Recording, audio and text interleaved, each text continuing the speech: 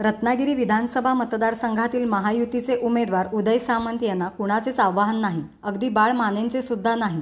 ते सहजगत्या निवडून येणार आहेत असा विश्वास एकेकाळचे बाळ माने यांचे जवळचे सहकारी आणि रत्नागिरी जिल्हा भाजपचे जिल्हाध्यक्ष राजेश सावंत यांनी व्यक्त केला आहे.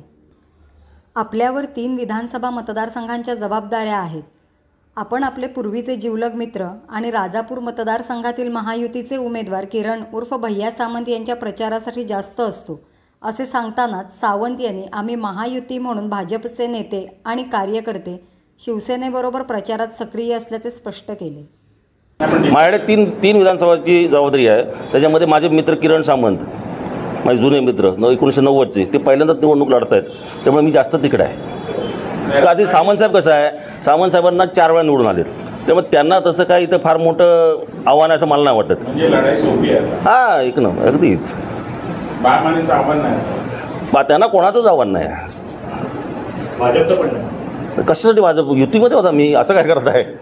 नाही, पक्षाची कारवाई तर प्रश्नच येत नाही प्रत्येक ठिकाणी. म्हणूनच 3 वेळा चव्हाणसाहेब आले.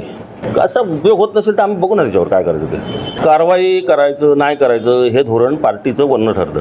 ठीक आहे, इथं ठरत नाही, पार्टी ठरवते.